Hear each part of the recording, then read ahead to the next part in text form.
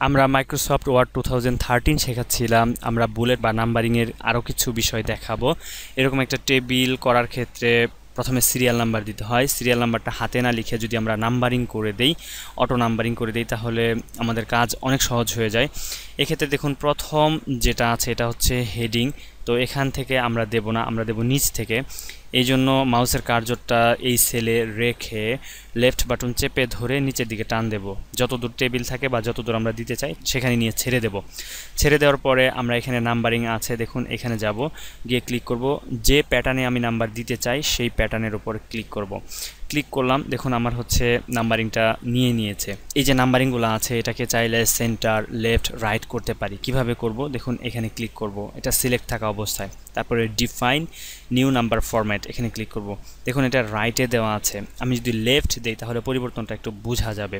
ওকে press করলাম। দেখুন আবার আমি ইচ্ছে করলে এটাকে ধরে দেখুন আনসিলেক্ট করে এই নাম্বারের উপরে যে কোনো মানে এই লাইনের উপরে আমি যদি মাউস দিয়ে ক্লিক করি, এরকম সবগুলো সিলেক্ট হবে। সিলেক্ট হওয়ার পরে মাউসের লেফট বাটন চেপে ধরে আমি এটাকে ডানে বামে নিতে পারি। ঠিক আছে, ডানে বামে নিতে পারি। অনেক সময় হয় কি, আমাদের ডকুমেন্টটা একটু মানে বড় হয়ে গেলে বা হচ্ছে নামগুলো অনেক বড় হয়ে গেলে, কলাম অনেক বড় হয়ে গেলে সেক্ষেত্রে এই পাশে জায়গা অনেক কম রাখতে হয়। তো অনেকে এটা হচ্ছে মানে এখানে জায়গা বেশি থাকে, সেন্টার, লেফট, রাইট করতে পারে না বা এটাকে ধরে এদিক সেদিক নিতে পারে না। তো এটা তখন খুব সমস্যা হয় একটা ডকুমেন্টের। তো আশা করি এই লেকচার দেখার পরে আপনি এটাকে যেখানে খুশি সেখানে নিতে পারবেন। চাইলে আপনি এখানে আরও কম ফাঁকা দিতে পারেন। আপনি রাইট, লেফট, সেন্টার করে দেখবেন। আশা করি আপনি রেজাল্টটা বুঝতে পারবেন যে কী ধরনের পরিবর্তন হচ্ছে। অথবা এখানে মাউস দিয়ে এভাবে সিলেক্ট করে আপনি এভাবে টেনে এদিক সেদিক নিয়ে প্র্যাকটিস করে দেখবেন। আবার অনেক সময় হয় কি, অনেকে এখানে আমরা 1 থেকে শুরু করেছি, তো অনেকে চায় যে না এখানে 10 থেকে শুরু হবে, 10 থেকে শুরু হয়ে, তো সেই ক্ষেত্রে মাউসের কার্যটা এখানে থাকবে। থাকার পরে আপনি এখানে যাবেন, গিয়ে দেখুন সেট নাম্বারিং ভ্যালু, এখানে ক্লিক করবেন। ক্লিক করলে এই যে এখানে যে ভ্যালুটা দেওয়া আছে আপনি কত থেকে চাচ্ছেন, আপনি যদি 0 থেকে চান 0 থেকে হবে। আমরা একটু ভ্যালু বাড়াই দিচ্ছি উপরে ক্লিক করে, বা আপনি এখানে লিখেও দিতে পারেন। আমি 10 দিয়ে দিলাম, 10 দিয়ে ওকে প্রেস করলাম। দেখুন আমার কিন্তু 10 থেকে এই নাম্বারিংটা নিয়ে নিচ্ছে, 10, 11, 12। এইভাবে আপনি হচ্ছে নাম্বারিংটা ইউজ করতে পারেন। আমরা কন্ট্রোল জেড চেপে পূর্বের অবস্থায় ফিরে যাচ্ছি, 1, 2, 3 এইভাবে। এখন আমরা যদি এখান থেকে একটা রো বা কলাম ডিলিট করি, আমরা আগে একটা রো নিয়ে দেখাই। তো আমরা জানি একটা রো ইনসার্ট করতে হয় কিভাবে, মাউস দিয়ে ক্লিক করে করেও করা যায়। অথবা 2013 যে সুবিধাটা হলো, আপনি এখানে কার্সরটা নিয়ে যাবেন, দেখুন এখানে একটা প্লাস চিহ্ন দেখাবে। প্লাস চিহ্ন দেখালে আপনি এখানে ক্লিক করলেই হচ্ছে একটা রো নিয়ে নেবে। ঠিক একইভাবে কলামের উপরে এই যে এখানে যদি আপনি মাউসের কার্সরটা নিয়ে যান, এখানে ক্লিক করলেই একটা হচ্ছে আপনার কলাম নিয়ে নেবে। আমরা কন্ট্রোল জেড চেপে কলামটাকে দূর করে দিলাম। এখন দেখুন এই যে 3 নাম্বারে আমাদের কিন্তু সি ছিল, কিন্তু এটা অটোমেটিক 4 নাম্বারে সি চলে গেছে। এটাই হচ্ছে নাম্বারিংয়ের সুবিধা।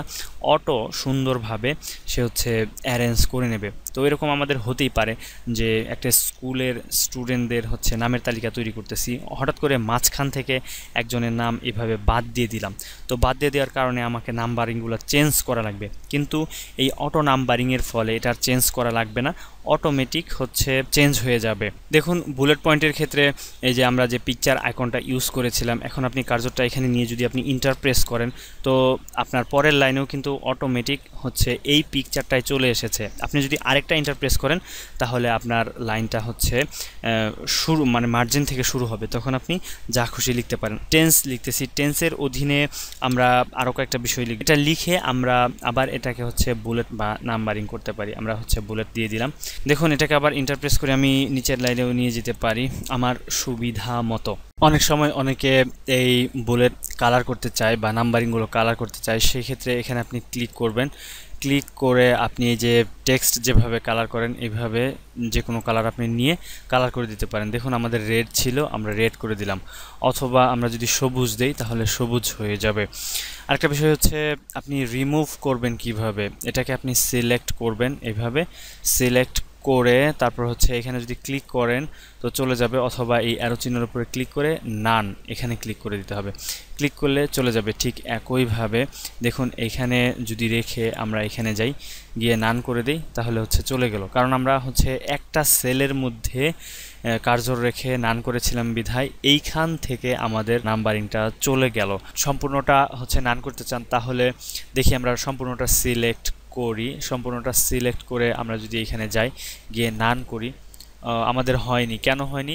দেখুন এই সেলের মধ্যে আমাদের নাম্বারটা ছিল না, তারপরেও আমরা এই সেলটা সহ আমরা সিলেক্ট করেছি, এই জন্য হয়নি। তো এখন আমরা এই যে 1 থেকে আমরা 8 পর্যন্ত এখানে সিলেক্ট করলাম, সিলেক্ট করে এখানে গেলাম, গিয়ে নান করে দিলাম। দেখুন এখন হচ্ছে চলে গিয়েছে। এইভাবে আপনি বুলেট নাম্বারিং যোগ করতে পারেন, আবার হচ্ছে রিমুভ করতে পারেন, কালার চেঞ্জ করতে পারেন, আইকন দিতে পারেন, বা হচ্ছে পিকচার সেট করতে পারেন। মোটামুটি এই ছিল বুলেট নাম্বারিং এবং হচ্ছে মাল্টি লেভেল লিস্ট। তো এর থেকে বেশি সাধারণত নতুনদের জন্য দরকার পড়ে না, এই জন্য হচ্ছে আমরা আর দেখাইলাম না। আপনি যখন একটু একটু কাজ শিখবেন বা ডকুমেন্টগুলো সাজাতে পারবেন, তখন আপনি অ্যাডভান্স লেভেল কোথা থেকে শিখতে হয় বা কিভাবে দিতে হয় এটা আপনি জেনে যাবেন।